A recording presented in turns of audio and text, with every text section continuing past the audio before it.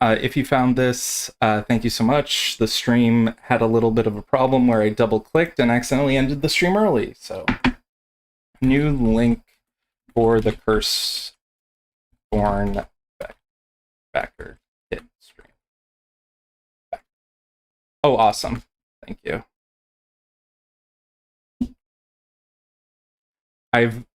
Let's see how many people show up for this, because this is I got really excited for this.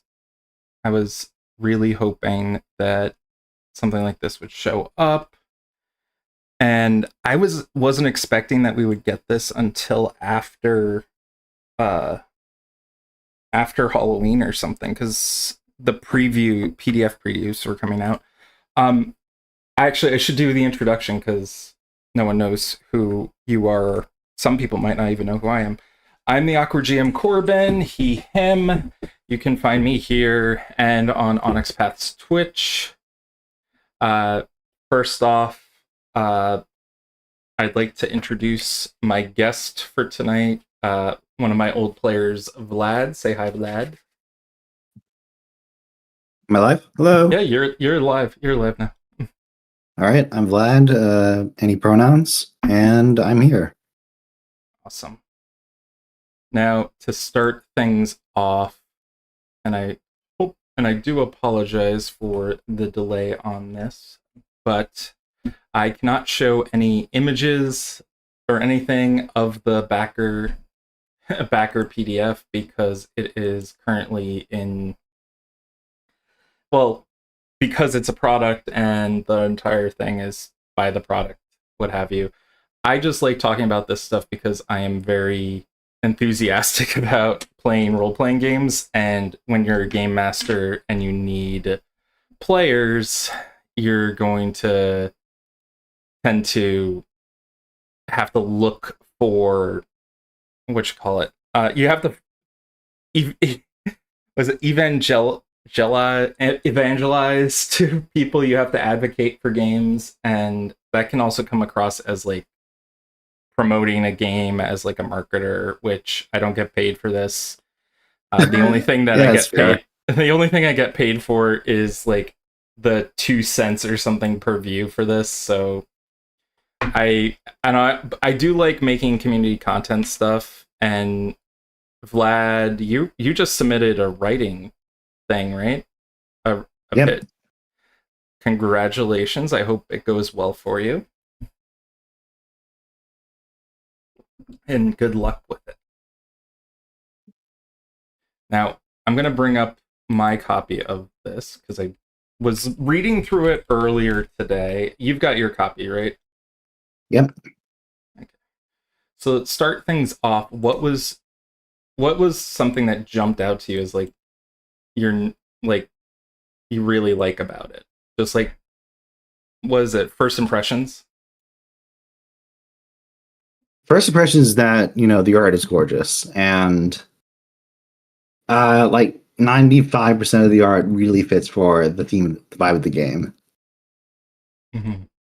Which is like amazing for any TTRPG book, because any TTRPG book, you're going to have at least like 50% of the art doesn't really match what the vibe is going for. But like this hurts. All these hit really hard on what the theme of Curseborne really is.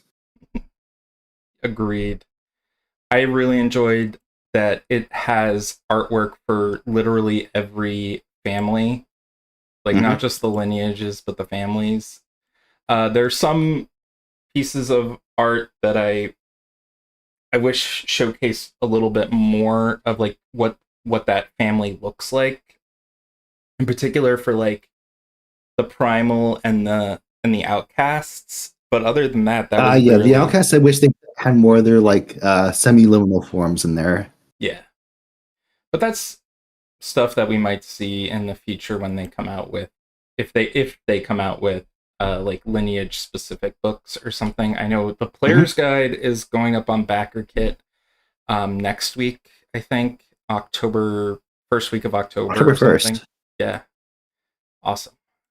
I am very I'm very behind on when stuff goes live.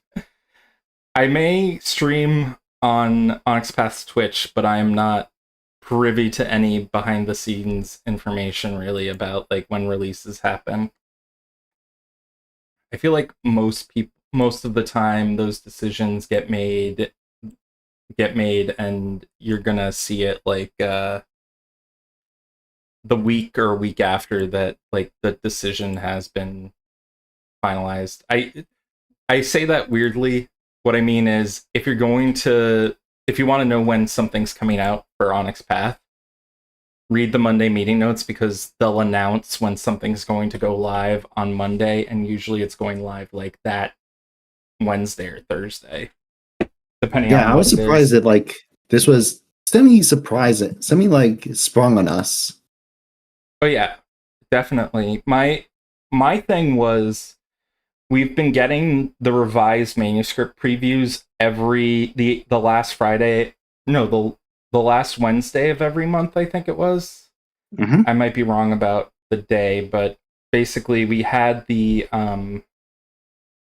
Hungry, the Dead, and the Primal already, and Outcast was supposed to be next, I think. And then I know Sorcerer's supposed to be next. We just got Outcast. yeah, that's what I so we just got Outcast, and then this drops, and now I'm like, do we need the preview for Yeah, we Sorcerer? don't need it anymore. Like I mean it that being said, if you look at the crowdfunding campaigns for all this, At the Gates was funded before Curseborne, and that still hasn't come out yet. I feel like they put a lot of their a lot of their money behind getting Curseborne out as fast as possible because Yep. they saw the popularity. I'm sorry And I also, cut you like, off. Curseborn's kind of been like their, I don't want to say golden child, but it's, they've been working on this for like 5+ years. Oh yeah, more.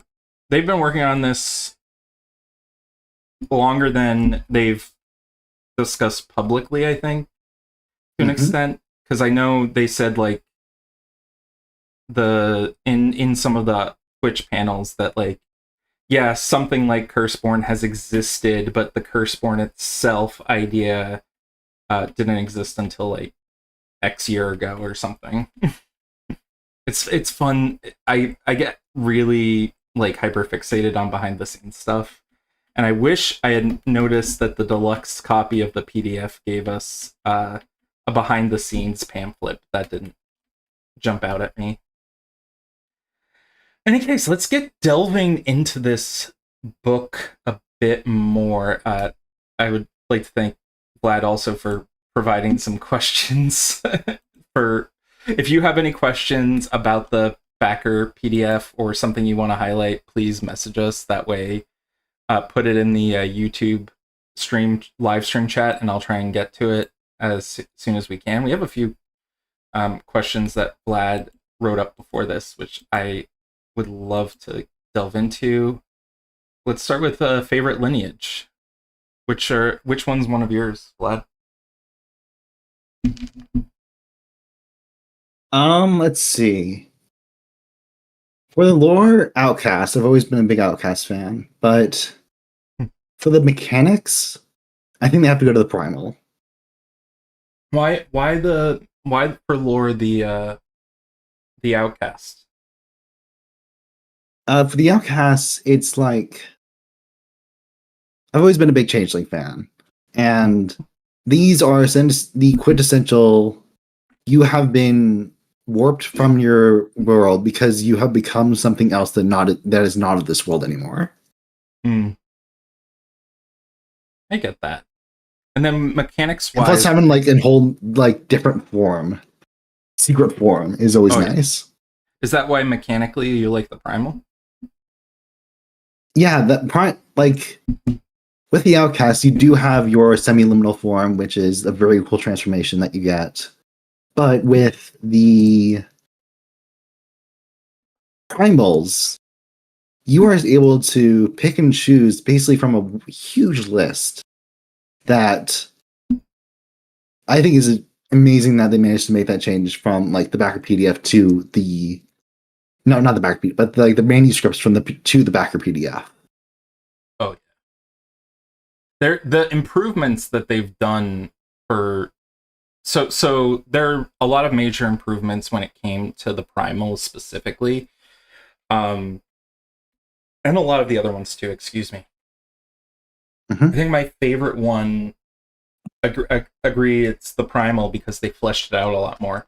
I will say, given that we have a like the backer PDF, my personal theory, and it could be wrong, but they have the book with all the layout already done. I'm very skeptical if they're going to make another change as big as what they did uh with the primal and give people like the various different forms depending on your lineage, depending on your family and stuff. Like we do have different like charts and stuff in the book now for the different lineages, for like, oh, these are the sacrifices that the sorcerers prefer to do depending on their family. But I doubt we're going to see a major change. Yeah. Hello, Link the Vampire in the chat. Link's one of my players in one of my Curseborne games right now. And now I need to decide Nice. whether or not we switch to the backer PDF or not. For me personally, with Oh yeah, that's the question I wanted to ask that I didn't put in here. What changes? Oh, I did put it in here. What am I talking about? What will you change now that you have the backer PDF? Oh yeah, I want to finish the games I currently have running with the That's fair Kickstarter ones. That being said, I think a few of them are going to go to so my current Wednesday game, and it's not really that much of a spoiler for it, but I think like actually Wednesday and my Sunday actual play I think I'm going to end around December for them, like right before December or November, depending on how things pan out. Because December is usually like a slow month for a lot of things, and a lot of people have family obligations, so I don't want to have to navigate that. But like definitely by January, I will only be using either the backer PDF or the full release PDF when we get that. Are you running any games right now? I was waiting for this to come out. Okay, then you're good. You're all set. Yeah. Yep. I wanted to answer the first question we had brought up, the lineage one, because for me, I was surprised by my answer, because mechanics wise, I really like the dead. The dead being these people who like well, actually, not mechanics, narrative wise, the dead being their like people who have died who possess their bodies, and they can't die again, but there's a fate worse than death in that if they lose their connection to their body, they have to find a new body to inhabit, or else they become mindless ghosts, which is like really fun idea for me. And then for the mechanics, again, I 100% support your decision on the primal, because I really like the primal mechanics as well. It just feels like they're doing a lot more with it. Anyway, where do you want to go with the questions? I'll answer any question. Let's just go like, so from our I know like you can have a different favorite family from any lineage, but I want to ask, what's your favorite dead family? Favorite dead family is definitely the poltergeists, and Same.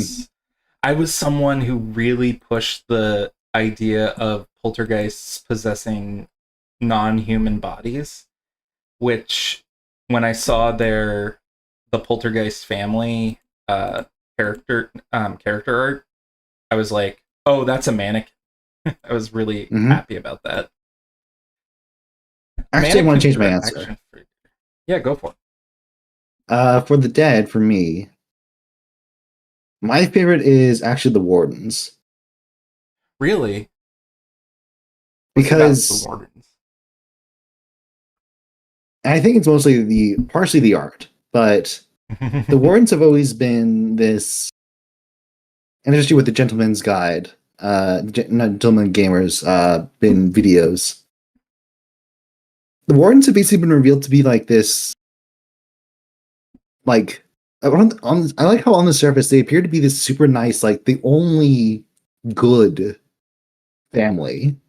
But when you get like one layer deeper, they are secretly like this cult that is obsessed with protecting people. Oh yeah. When I had read them initially, I had thought of them as guardian angel types. Yeah, exactly. And But then like when you get one layer deeper, it's like, yeah, I locked the door, you can't get out. yeah. I think the what was it? I think Matthew says in your when you're playing Curseborne, your uh accursed are like monstrous people or something like that. I forget what exactly the phrase is, but it's like the idea of you you don't have to be a monster, but you can definitely choose to be one. Like a lot of the stuff, a lot of the damnations force you to be monstrous, and Mhm. there's no morality system like in Chronicles of Darkness or World of Darkness that you have to balance. Your morality system is your role playing, which is something I Yep. 100% approve of. Anyway, Uh, let's just go down the lineages for favorite family. yeah, go How for it. about Hungary? Oh, Hungry House Bathroyd all the way. I'm Nice, I instant pick. instant pick because I'm if I go to like back to like Vampire the Masquerade or Requiem, the Toreador and Devas are always kind of my favorite because I really like that sort of seductive vampire trope. Mm. And what about you? I'm actually gonna pick the opposite and go with heirs. Oh yeah, Their rival. The Heirs art is just really good. I that almost sold it on to me because when I looked at the Batherite artwork, I was like, okay, it's this woman CEO. That's all right. But then when I went down to the heirs, I was like, oh, this is like the old money vampire with a heart in her hand. Hmm. What about, Like, yeah, continue. it's sorry. Yeah, continue. But Sorry. like for the heirs, what draws you to the heirs, like they should be antagonists. Like all things considered, they should be antagonists. They eat hearts for God's sake. But like they somehow, I don't know, humanize them in a way. Like, yeah, they're eating human hearts because one, well, they choose to. That makes them evil per se. But like, then you also can't hate them because they're so bad. It's like a Disney villain. Oh yeah. They're I definitely try to run heirs as NPCs as a little bit full of themselves, but when you like break through the crust, they're actually like very like vulnerable. It has been fun running them. Outcasts. Outcast is hard. Yeah. Uh, I'll go first for this one. I'll go first. Oh, you can go first. Yeah, well, I think. Yeah, for me it's the Munificent, and that's mainly because the Munificent are your essentially like your genies, as it were. It was between them and the Crossroads, League of the Hidden Crossroads. Mainly because I like the idea of I'm a fan of demons from Descent, and there's not Hmm. like an equivalent in here, but having a genie or having someone who makes deals is very similar in that respect to like, oh, you're making a deal with someone else to help them out. And genies are something in particular that don't get a lot of play in World of Darkness and Chronicles of Darkness, which is why I enjoy having that as a character option.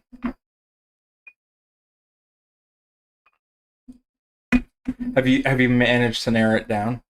Yes, I have. I'm gonna pick the Chimera because Chimera, but they one, I really like their inheritance of you were able to take a piece of your soul out of you and turn it into an object, which is amazing flavor. And two is the fact that even though it isn't really displayed in their art, their liminal forms are sort of peeking through their bodies. Like, Yeah. even though like their liminal forms are, you can turn that on, they're sort of mutated in some way, like very subtly, each of them. Yeah, that's something I need to ask more. That I tried and asked questions about in regards to them, because there was something about the when we went to when we moved from Vampire the Masquerade fifth or to Masquerade fifth, where Nosferatu were no longer physically deformed, but they Yeah, gave off exactly. this uncanniness. It surprises me that Chimera or Chimera or however you pronounce it do have that physical deformity stuff going on, because I thought for me it was like, oh, are really is this supposed to be going down like an ableist route a little bit, like is it potentially going down that route? But so far it's seems like it's been very upfront about it, and it's not trying to be ableist, so I Mhm. appreciate that. I mean, that's also one of the They're reasons not why. trying to punch down. Yeah, no, I myself, when I run Chimera, I try to make the tell, for lack of a better term, that they are different, be something that is either easily hideable, or something that's fantastical that wouldn't normally be something you'd see in real life. Like, it's not that they're ugly, it's that they have something They're about different. them. Yeah, and they're just yeah. Like, thinking of like the demons from K-pop Demon Hunter, there was like the first scene that they're in, and they have like these frozen smiles, and Hmm. maybe they don't understand human biology that well, so their skin is made out of plastic and stuff like that. Anyway, let's quickly go through Primal, because I realize we're not really covering what the backer copy has versus Yeah, that's fair. the other stuff. Like yeah, but let's see, primals. I like the hide. Like the hides are just always a win for me. Oh yeah, they're very much my favorite as far as it goes to the narration of them, like the lore. Hmm. It's and it's something unique that we haven't really seen. Like, it's a weird creature that is more of, It's just a weird human, which is yeah. very fascinating. Mm-hmm. It is. Mechanics wise, we can look at the primal systems a little, and this can highlight a Hmm. bit of what they changed with the wild forms. So each of the wild forms is different depending on what family you have. You take two abilities, features from the lineage ship selection. That's stuff like you get a +1 enhancement for physical actions, intimidation, defensive actions, regeneration. You can even double up on stuff. Um, Yep. but then when we get down to stuff like the 8 hands, they can walk on walls, or sheer surfaces. You can have the Get of Leica have their elemental electrical resistance stuff, because they're linked to lightning and thunder. Hides. I'm trying to like look at a quick one that's like a bit interesting. Is there they I think all of the families have a shift for their unarmed attacks to Yep. have some sort of weapon tag quality as well as an elemental tag, depending on which family you're in. So for hides, it's fire, but for the get of Leica, it's electricity. But then, anyway, can't go through all Uh, of them. One thing I want to highlight is one of the hide ones is the Sunder combat trick is reduced cost by two of 2 hits. I'm not sure that means like. Pretty sure Sunder has a 2 cost, right? Sunder is reduced by a cost of 2. Let's see. No, Sunder's 3 hits, and it's they up boosted up to 3 hits. Sunder, so now it's only 2 hits that you have to do. I thought it was free for a second, but okay, no worries. So it's reduced the hit by possibly 1, which is still huge. That means you can smash things easy. One thing that someone pointed out to me was for Sphinx, you can deepen the bond with someone by using a combat trick. So that means if you punch someone, you can create a bond with them, so you can become friends. Yep. I mean, you can also use it for nemesis and stuff like that, but that was something they did. Okay. Sorcerers. What's your favorite sorcerer? Let me go down to their chart. I definitely have a favorite picked out. I'm gonna go with Faceless. Oh, Faceless are mine too. What brought you to them? Oh, nice.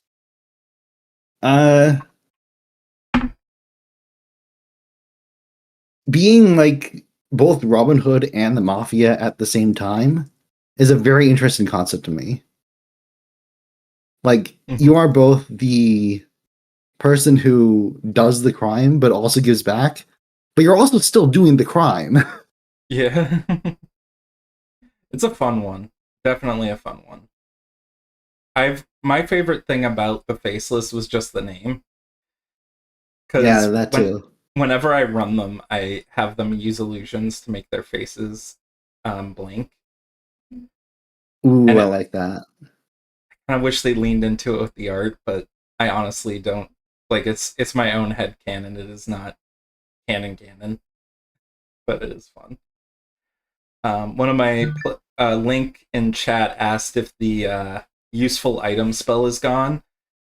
I don't. It is unfortunately gone. I don't see it. I don't know what it got replaced with. If I need to open up the old manuscript to see where it was. It was in. Oh, it was useful tool, and it was in summoning. So if I look at the old stuff that they had, in summoning they had assistive construct, burning halo, instant protection, weapon master skill. Assistant construct is still there, burning halo is still there, weapon master's skill got replaced with weapon master's blade, and then we've got the instant protection and useful tool have seemed to be replaced with elemental cloak and weather control. Yeah, useful. Things also got shifted around a bit, so it's a bit confusing. Yeah, it is. I don't see too much as far as like bringing stuff in, but in my game, we definitely had a player who was summoning a lot of random things. When it, I forget what the limitation was on it, but it was definitely something like, it had to be like a small item or something enough to fit in a pocket, and it was like grenades can fit in a pocket. I think one thing with useful tool is that it was far too versatile, in my opinion. Oh yeah, because the cost was also you only had to hold a curse die, not spend one or bleed one. Oh yeah, hold one curse die. It can't be a weapon, so it couldn't have been a grenade, but you can have a wrench, a padlock, an ID badge for a +2 enhancement. And once it went from an actual tool to something like an ID badge, I think that's where it kind of broke a little bit. Yeah. And but honestly, yeah. I like weather control. Yeah, weather control sounds interesting. I'll have to look into it more when we get down to that section. we don't have a lot of time to go over everything, and I was really like pumped going through all this stuff. Mhm. Sorcerer wise, for me, Faceless I like, and then I also like the network a little bit. The network I feel like is one of the least covered sorcerers so far. Like they have a very interesting mechanic, but I feel like a lot of people don't gravitate to the network. I don't know if you found that, but like it's an interesting concept that I'm just thinking about. Anyway, let's look at one of the questions you have here for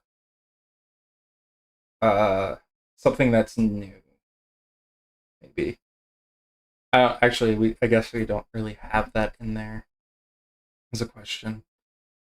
But Favorite new thing about the Backer PDF? okay, so we already talked about the various different lineages. There have been some minor changes with how loopholes work now, and Really? so I wouldn't say it's my favorite. I was just saying I think it was I like there you can get a personal loophole as an edge, and then you and your friends get +1 curse die for entering it. I However, think if that's you only if you don't have any curse die, so it like ends your no, damnation. that's the thing. It's not. It doesn't say that in the edge. It only Hmm. says that in the rules for the loophole itself in the curse die section. So there needs to be a decision, I think, of which one Yeah. is the one that wins out. I'm fine with if they were to say something along the lines of you can only do it once per session or once per story or something, which I guess is a little bit less. It's a little bit more mechanical and less like you don't want a situation in my mind. Like personally, in my opinion, you don't want a situation where players don't need to feed and instead Yeah. Exactly. they just go to a loophole to get their curse dice. Um, and then but like mechanics wise, you need to sort of like balance that a bit. It's hard to go through here and see where all the changes happened. You can Uh, definitely feel, yeah. can I see? I think mostly. I think around. Actually, I can't really say how much of it is like just aesthetic, but a lot of it's aesthetic. Well, a lot of this just looks fantastic. But Oh, I one remember quick when question I the had. yeah. Yeah. Oh, I was just gonna say, I remember when we first got the PDFs, the revised manuscript PDFs, comparing the files to the old files, you could definitely see that there was a lot more care taken into like updating it so that it's a lot more accepting of older characters as opposed to some of the language. Some people were saying, "Oh, the book is too much geared to like young adult characters," when Yeah. really it's the thing is that the at this level of entanglement for characters, you're technically like equivalent of like a neonate in Vampire the Masquerade or Requiem. You're a new character, and so there are a lot of older characters that have much more prominence in society. And for dead, you can die at any time. Yeah. Exactly. Someone who's dead could have only been a dead for like a day or two and be 80 years old, but there's someone who looks like they're 25 and they're the elder because they've been around for 200 years or something. Mm-hmm. But there's this I want to say infantilization of the millennial and even to an extent Gen Z, where we're still often looked at for millennials, we're still often looked at as children or immature. And so when we have issues in society still, like I'm if I'm upset about boomers or whatever, it's usually I'm upset about someone in power who is older than me that made decisions like decades ago, even though my parents as boomers I have a good relationship with, if that makes sense. Sorry. Honestly, I kind of lost you there, but I had a question for you. Yeah, go for it. How easily did your PCs gain curse dice in the old manuscript? Because they seem to have tightened that up quite a bit. Yeah, I had noticed recently they removed, in the new one, they removed the ability to get it from behaving within the themes of your family. I Mm-hmm. did. The problem I would say is it really depended on the player. If the player wanted to get curse dice, there usually wasn't much of a problem going going to find curse dice. Even with the removal of behaving like your family stereotype, um, that doesn't really affect that as much because like my players still go to a loophole. They can still, well, depending on if they change how loophole works, but they can still like resolve their damnation. They can still do a few things. I've been using wicked successes in some of my games as a way of like rewarding them with curse dice if I can't think of a good narrative benefit. That's good. Yeah. We did have a change, and this was something if you knew about the dice bot logic, you might have noticed this. Uh, I can't speak to the dice bot at the moment. It's all in Onyx Path's hands to an extent, so fingers crossed that after Monster Kingdoms and after the Curseborne backer kit stuff that we can get it back online. Any case, if you go to a cursed magic under entanglement, I think it has the cursed dice rules. You'll see that a wicked success and a cruel failure have been changed slightly. Let me see here how to use it. Wicked success. Wicked success happens when a character achieves a success with consequences or an exceptional success, and any of the rolled curse dice are hits. So long as you have a hit on your curse dice, it's a wicked success so long as you succeed. But then when you go down to cruel failure, if your character fails an action and any of the rolled curse dice are hits, then you get a cruel failure. So if you're Hmm. dealing with like a difficulty of 0, a cruel failure is never going to happen. It's not a significant enough of a like roll for a cruel failure to actually like ruin your day, if that makes sense. Interesting. So they have to be so.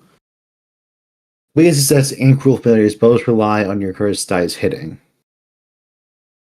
Yep. It was something people had mentioned, I think, in regards to I remember someone mentioning at the time that wouldn't it make more sense if a curse die caused the cruel failure to happen as opposed to not having any hits on the cruel failure, because it would make sense that the curse dice would be the instigating factor and having none would be normal, I think. Yeah, that's fair.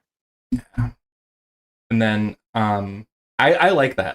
Is there any change with the PDF that you've enjoyed so far? Um, Honestly, just going down the spells. I honestly to this going to the spell section. I like that they've made a lot of the spell costs go from holding to bleeding Oh yeah. because I felt like as it was earlier in the previous manuscripts, you could spam spells a lot. Yeah. because you could, like, for instance, Homewrecker, which was a spell that could change bonds, Mhm. was a hold spell before, which meant you could just do it whenever and ruins Yeah. anyone's day. But now it's a bleed spell, so now you actually have to pay a cost to change someone's bond. Hmm. I remember. I feel like there were a lot of hold, like one or two curse dice spells. Mm-hmm. Specifically, I think maybe there were. I I might be talking out of my ass. I just like that looking through here. There aren't any hold one curse dice spells because those are the type of thing in my head I would be like, you're almost always holding one curse die because it's a choice Yeah. typically to bleed that last one. There are, and this was true of the manuscript. I think there are abilities that do bleed curse die that enemies can use against you, which I Yep. find fun. I think there's like one ability because it's like splitting. Um, there's like a crossover. They're universal a little bit. Oh, speaking of image of previously of images I really like the image on 272 of what I assume is a P-Borg. It Yep. I is was probably Peaborg. so P-Borgs are like cybernetic humans, and so this image has someone with what is essentially like the Matrix plug in the back of their head, but also like their entire backside of their body is like ripped flesh with metal underneath it. It's pretty cool.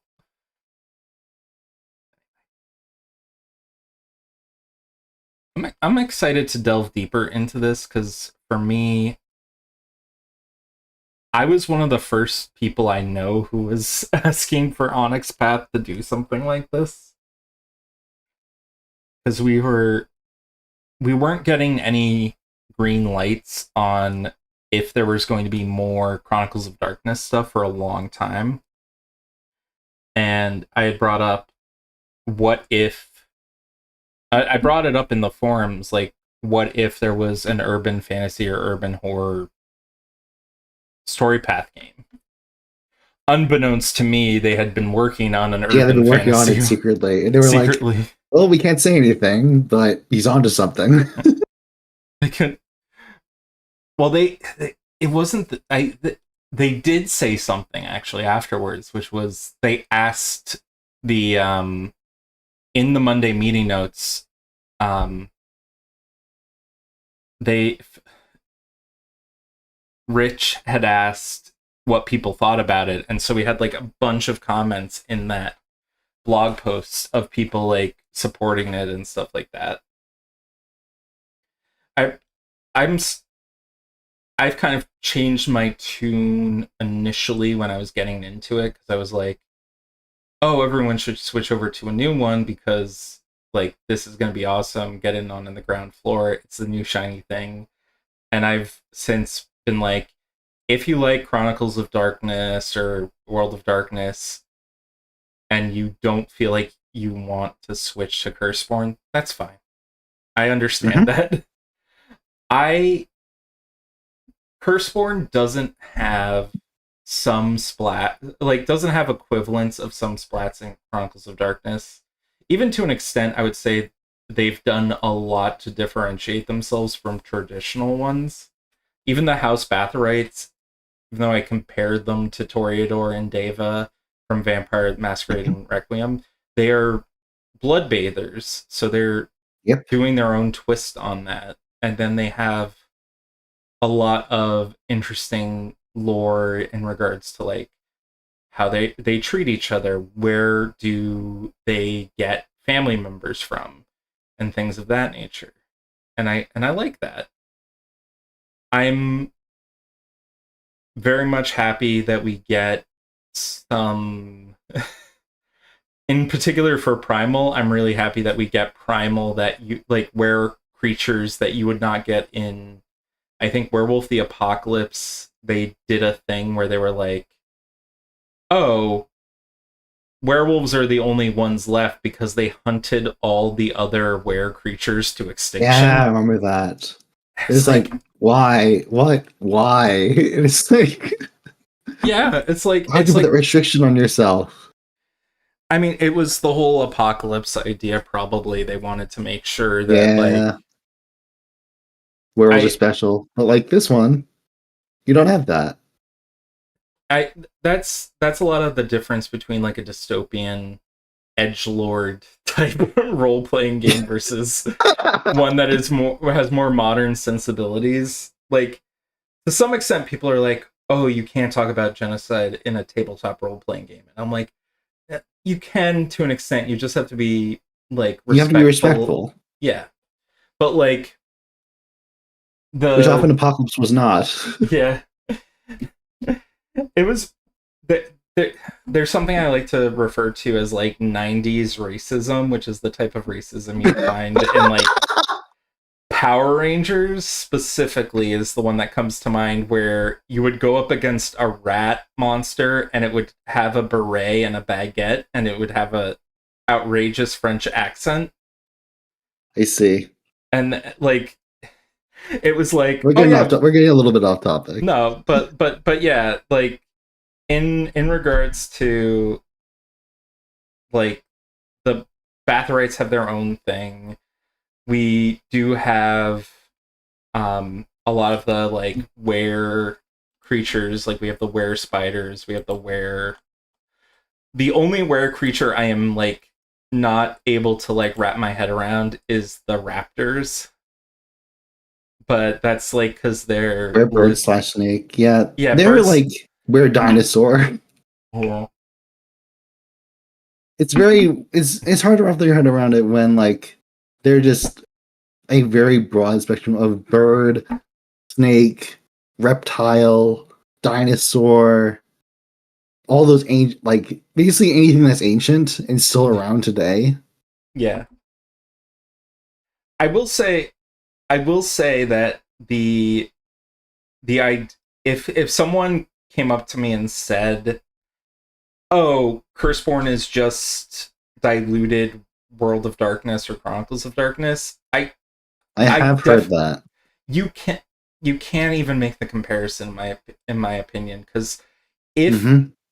if we were to have a world, that's just my alarm for dinner time almost. I'm gonna set a 10-minute timer for like wrapping up kind of. But Yep.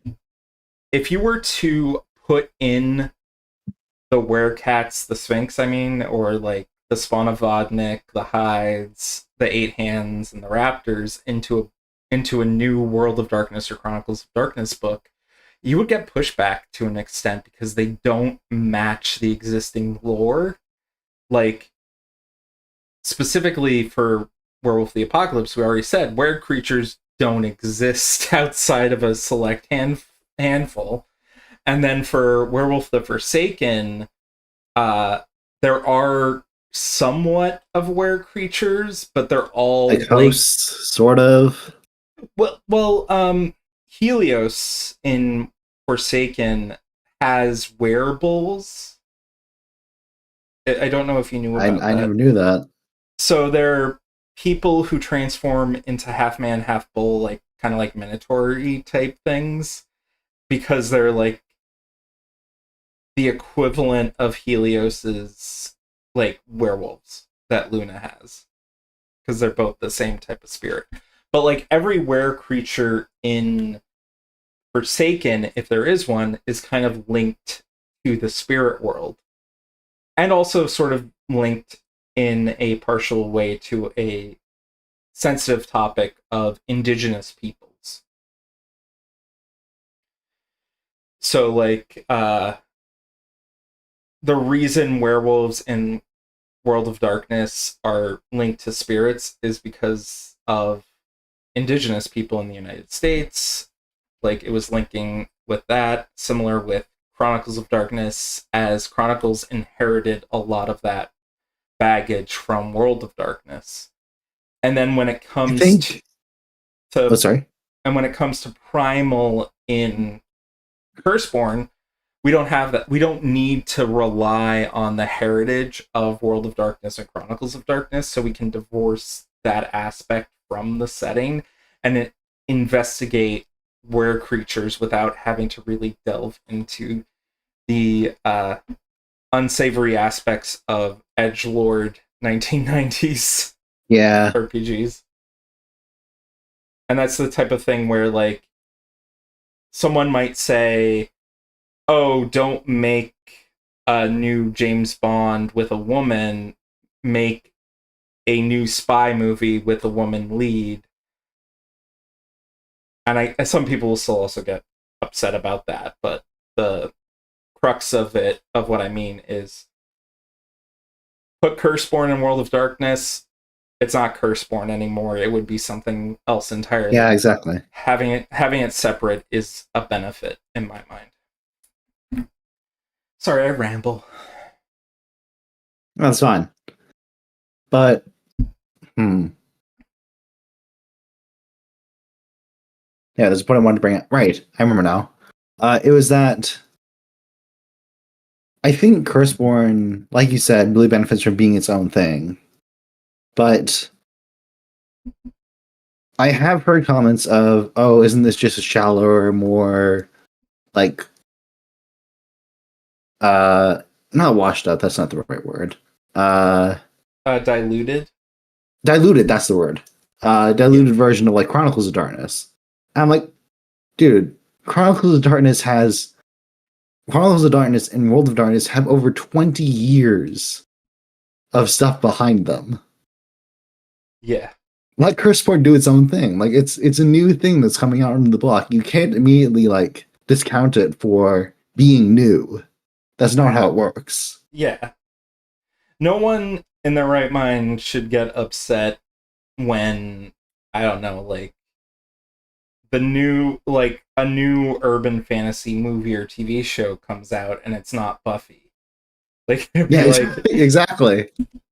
oh, the people who wrote Buffy are working on this? And it's like, yeah, but they have creative control now, and you want to see what they would do when not limited by the people who were backing Buffy or the creative lead on it. Because you have a lot of creative people who all take inspiration from different things, and you can do new stuff. Mm-hmm. Anyway, I get it. I kind of want to touch on one thing in regards to the sorcerers that some people were upset about initially, and I'm thinking this is a hypothesis, so I don't have any insider knowledge on this, as I've said earlier, but I just wanted to reiterate that we had specifically when it came to the sorcerers. I was one of the proponents of this initially as a fan, because I didn't have any creative control on anything in regards to this.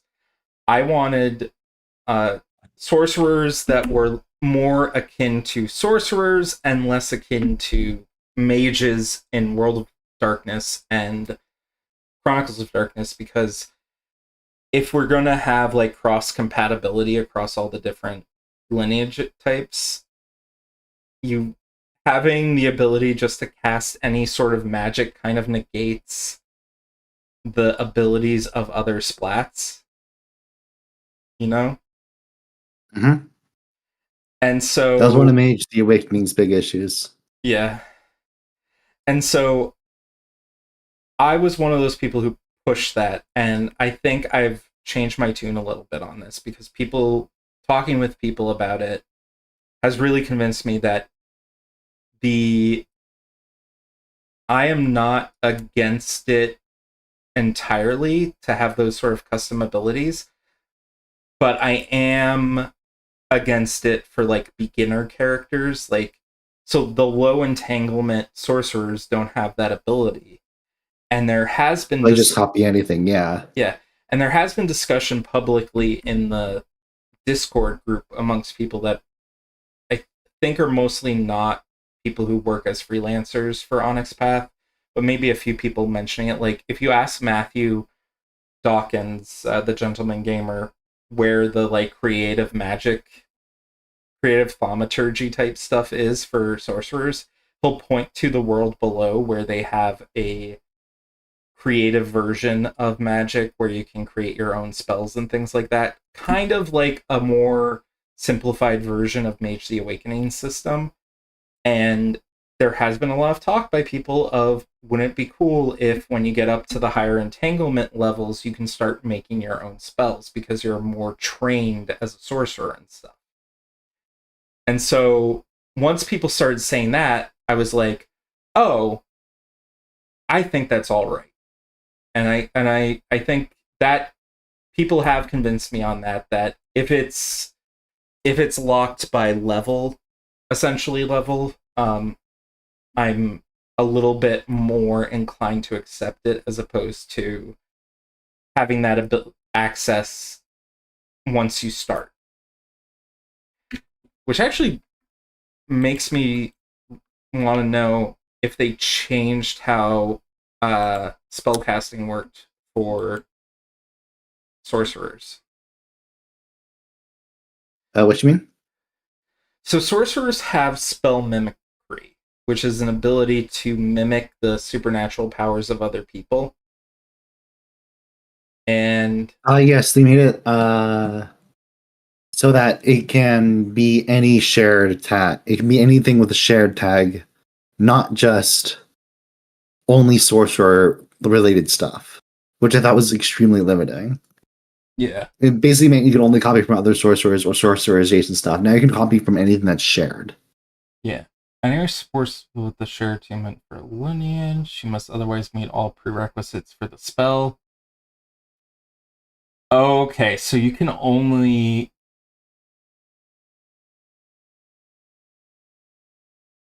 Okay, additionally, sorcerers at entanglements 1 to 4 may only mimic a curse practice spells unless they use a spell to enable them to use an adversary's quality or dread power.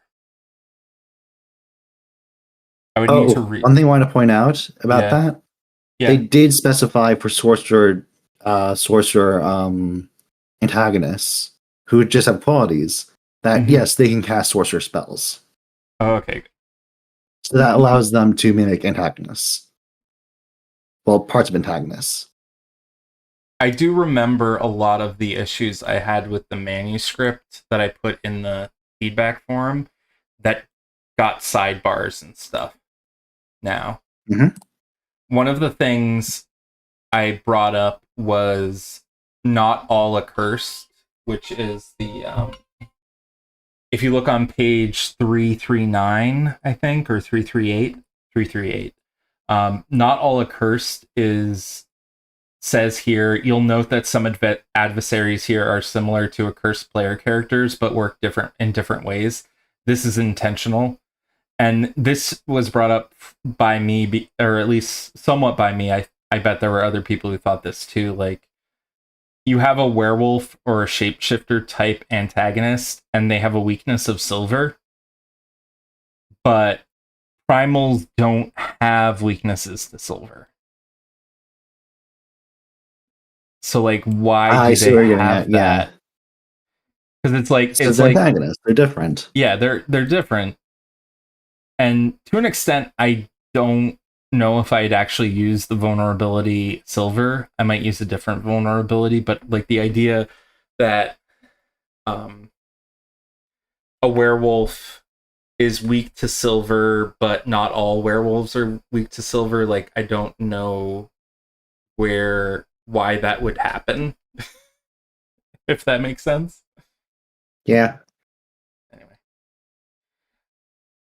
Do we gotta wrap up? Yeah, we gotta wrap up, but before we do, favorite antagonist in here. Gotta be the cuckoos. Cuckoos. It's a time between cuckoos and Bandyman. I get mostly because the new art for the Bandyman is amazing. This is like 12-foot tall man who's huge and is carrying this giant cart behind him. Oh, that was the Bandyman. Okay. Yeah. That makes sense. I kind of really like the what was it? I'm looking through the list and I'm like, oh, these are all great. I I like the I like the battleground Battleforged guys, but Oh I'm yeah, we're like basically like the secret like infected people who yeah, just warp out and turn on you. exactly. There I've been buying the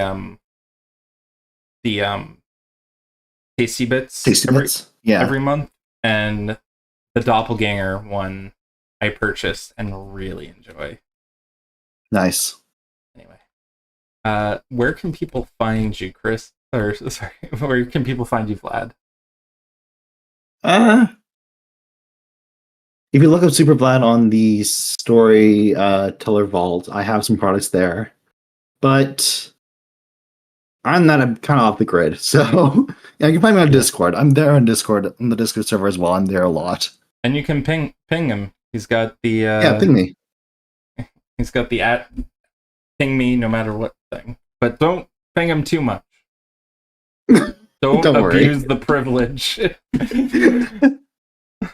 For me, awkward GM Corbin, you're at this YouTube page, so you probably know where to find me. And I'm also Mhm. have my Cursed in Boston game on Sunday on the Onyx Path Twitch channel, and you can find my stuff on Storyteller's Vault, Storypath Nexus, and I'm also doing stuff on Start Playing, which is fun. I'm going to try and set up a few one-shot games the uh, using the core rulebook backer PDF. So hopefully that'll happen, and I'll actually have time to do it. Thank you all for watching. I hope you have a good one, and I shall end the stream. Bye.